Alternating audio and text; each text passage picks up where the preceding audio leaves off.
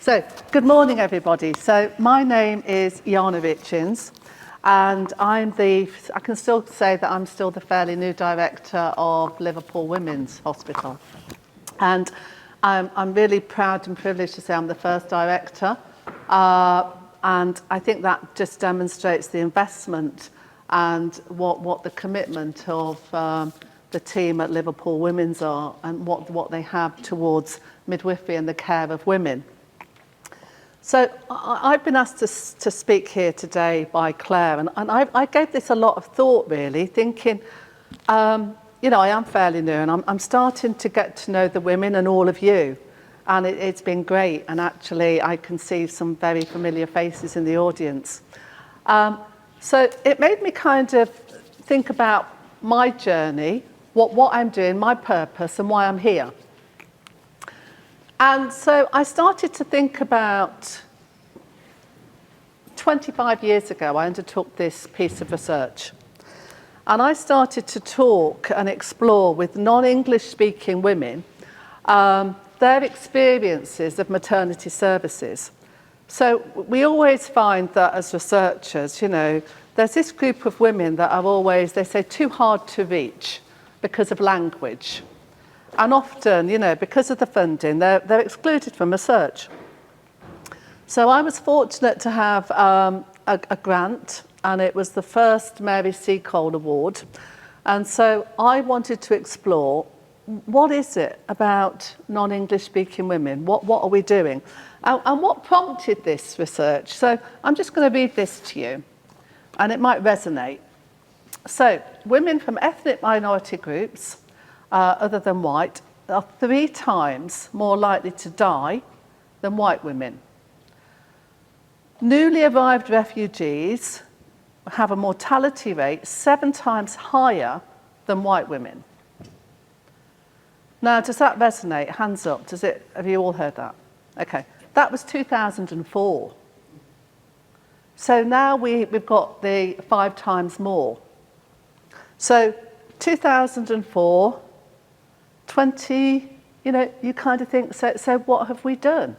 And what are we doing to think about what's changed? So I just thought, I failed, because what we're seeing now was happening all that time ago.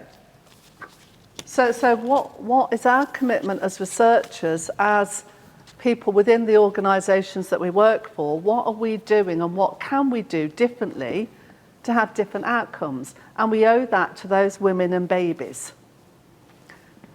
So I'm just going to talk you through the research that I undertook then, and the themes, and see if they resonate. And then I think that we all have that commitment now. What can we do to make that change? We don't need any more research. We do not need any more evidence.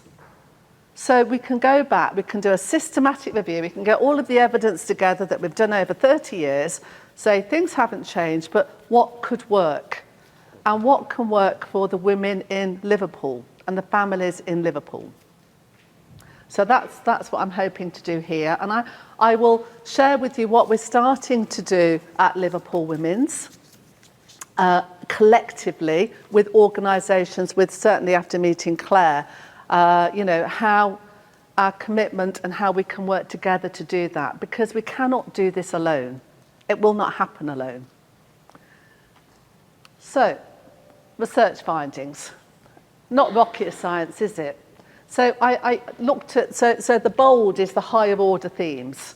So I did a thematic analysis, I took all the interviews verbatim, had interpreters, and so came up with communication. So not rocket science. And so when I started to look at the data, that was around women were not explained what was happening to them. Some of the things that I heard were pretty shocking.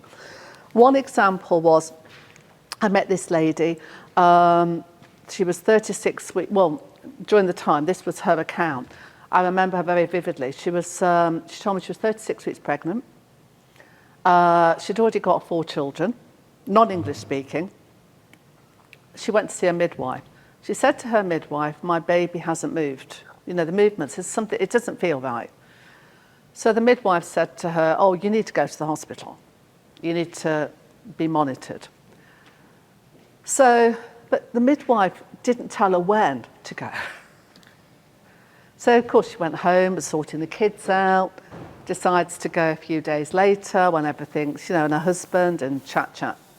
So, of course, she went in, awful CTG, baby was delivered in very poor condition, severe cerebral palsy. And, you know, your heart sinks. Because as the midwife, would you not call and say, has she turned up? Has she gone in? This woman did not speak English. She, you know, navigating a system, as any of us in any country, how would you know where to go, what to do? And, you know, this woman was so dignified and serene. It was meant to be. You know? But it would have been a very different outcome if she'd have met somebody that would have helped her. So, was it meant to be? No. And so, I, you know, it's really interesting, and I think I can see Mary, who's one of our obstetricians at Liverpool Women's, who's invested in this work, that we're still hearing some of these things from women. That it's that communication is key.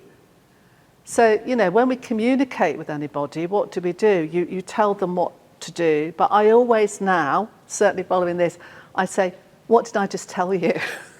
to hear back what you've said is really, really important. So that support and the behaviour and skills all fall under communication. Information. So women were telling me, you know, information. I don't speak English, I don't read that language, I don't have. So we cannot keep giving women the same information and just interpret it into that language and not having it be culturally sensitive or appropriate. Many of the women said, well, I don't watch, in my study, things are changing slightly, I don't watch television. I listen to Asian radio in the morning, or, you know, I listen during the day. So finding that different way of how we potentially communicate and asking women, how do they like that communication? How do you want us to communicate? Not on a text, not on a... And it was really interesting. Even today, I was waiting to come here, and I stood in reception at Liverpool Women's, and the amount of women that were coming up to reception with a phone saying, I've got an appointment, but it doesn't tell me where to go. It says appointment, Liverpool Women's, 9 o'clock.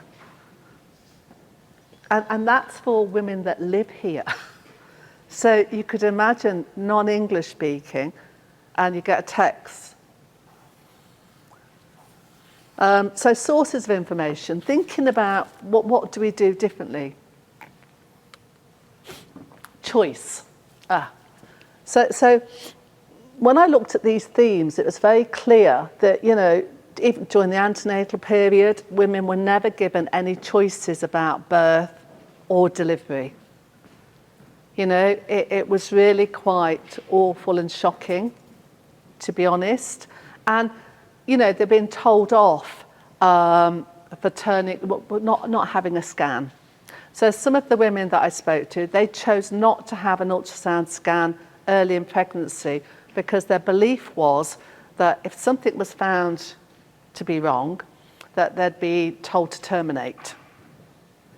So the reason they didn't turn up was because they felt they didn't have a choice. And actually, when we kind of discussed, you know, well, actually it gives you more choice because if something's wrong, we can actually help you plan. So it's not about termination, it's about knowing. Management of care during labour, that was, it was not being believed. Several of the women said, you know, and it was quite a common theme, I knew my baby was coming, but no one believed me, and then it came out in the toilet. But I think that resonates for all of us, that it doesn't matter what or where you're from. Believe what people tell you. Have that that kindness that somebody, you know, often our women, our patients, they know best. So if somebody tells you something, believe it. Not believed postnatally when they're in pain. And I think that, you know, there's lots of good, excellent publications. And there's one by Isabel Bowler called Raising Muted Voices. I don't know if any of you have ever read it. It was quite a seminal piece, and it really resonated with me. And there was descriptions that, you know, that stereotypical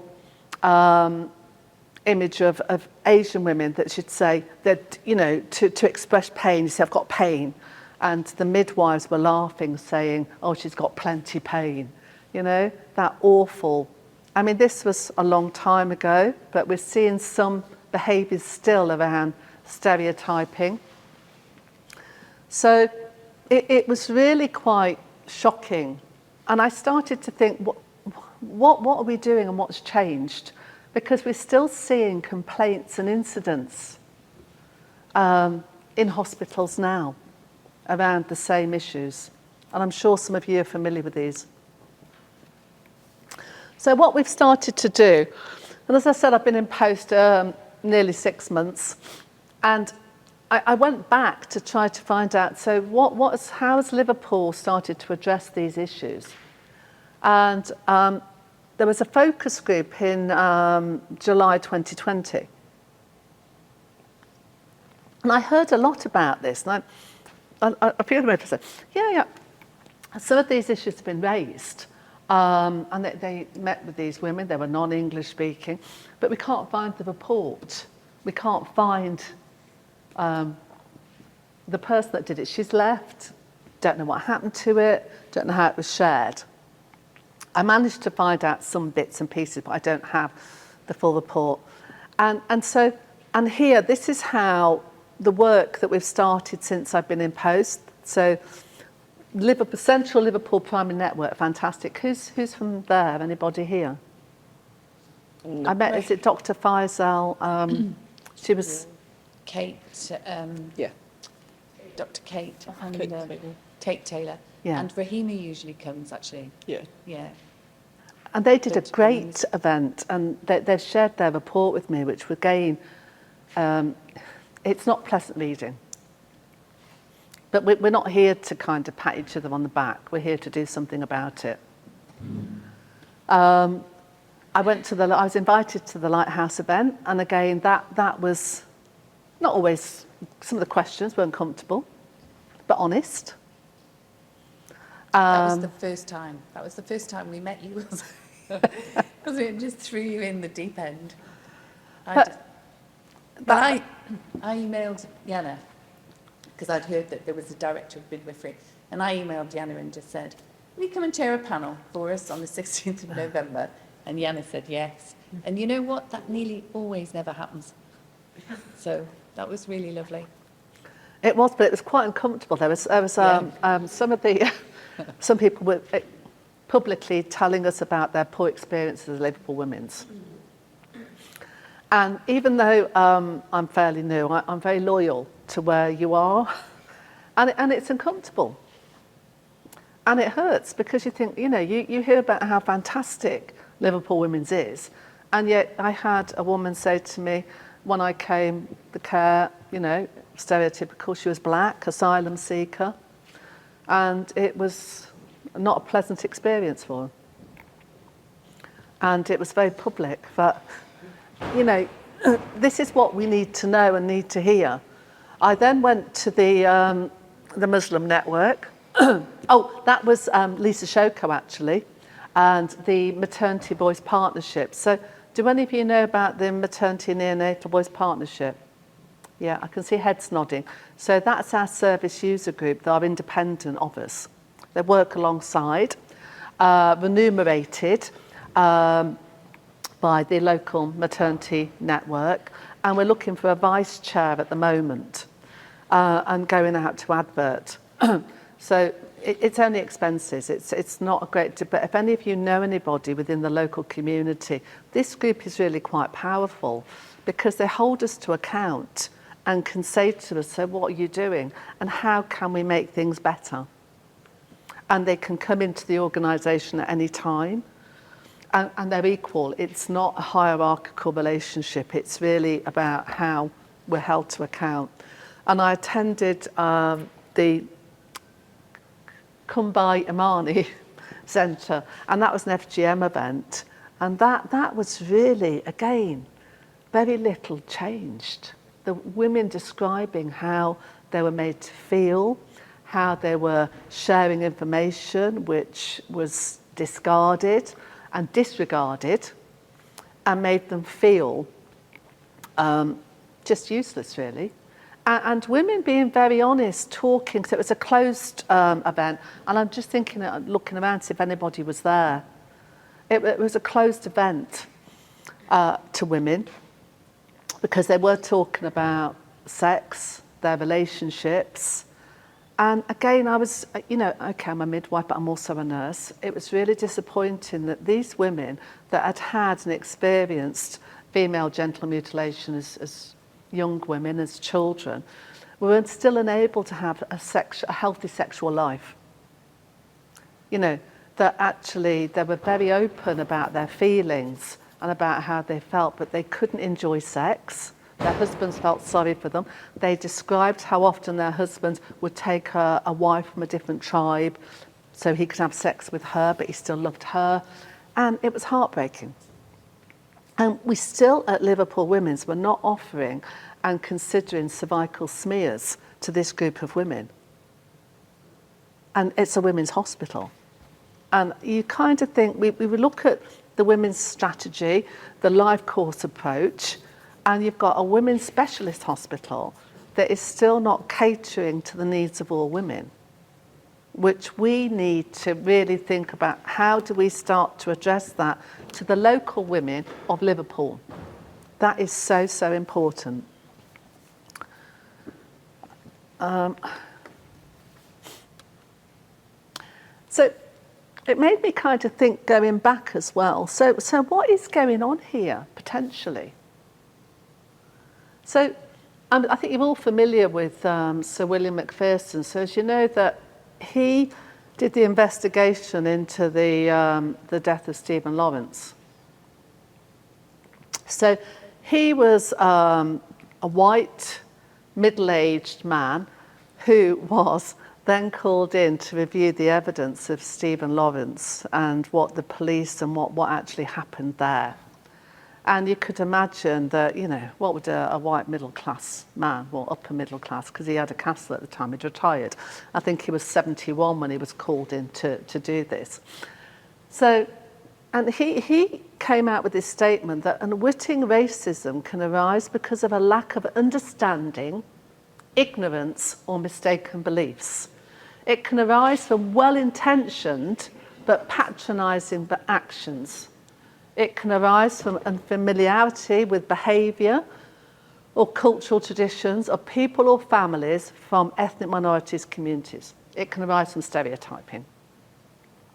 Now, I believe this is what is probably happening, because I don't think anybody ever goes into work to be unkind and not pleasant. And I sometimes, I had this experience. So my dad wasn't very well. My dad's Indian. Took him to the hospital. I dropped him off because his mobility wasn't great. So drops him off, go back, park the car, went there. This receptionist, she was very, very pleasant, but she was shouting at him, "Oh, you!" And he's not deaf. He wasn't deaf. But because she thought he didn't speak English, and of course, if people don't think you can speak English, you talk louder and you'll understand it. And he was very dignified and, just smiled. And he spoke actually 5 languages. But you kind of think, really? And she wasn't being mean. I think she thought she was doing the best. So it just makes me resonate, and it makes me think, what is it that we can do to actually, when I started school, all Asian people eat curries. Actually, they don't. But it's really quite interesting, that stereotyping, and we still see that in the hospital. That I saw very well-intentioned support worker doing a tick box for the menus for somebody at the hospital. She ticked curry. Of course, you kind of think, we need to challenge this behaviour now. But I think we can only do this collectively. So, you know, it's not an error putting the we in big, bold letters, because unless we do this collectively, it's not going to happen. And I think it's meetings like this and meetings of minds. So what can we do starting to go forward? So we're looking at that co-production with Kate and the team. I think that focus groups, listening to women and everybody else is key. But then we have to share it. And we have to share it warts and all. The uncomfortable bits. So how are we going to do that in discussion? So I don't know if anyone familiar with Swartz rounds. So that they hold them at the hospital, and it's a place where everybody, you've got an audience, but you actually start to really discuss this stuff, the uncomfortable stuff. So how we're going to start doing that. NHSE pledge. So there's a commitment now, certainly across Cheshire and Mersey and the 18 organisations, of 14 different commitments that everyone signs up to it. So when we start thinking about what we do collectively, we have to start thinking about local, regional and national, because that is also really important. How do we share that and how do we get that message out? So that's why I put the NHSE pledge in. Safety champions. Each hospital and each organisation has a group of people called safety champions, and that's at an executive level. So you can stop anybody and say, look, this is a real safety issue. So language, interpreting is a safety issue, and we need to get better at how we do that. The maternity and neonatal voice partnership, we need everyone to be involved in that.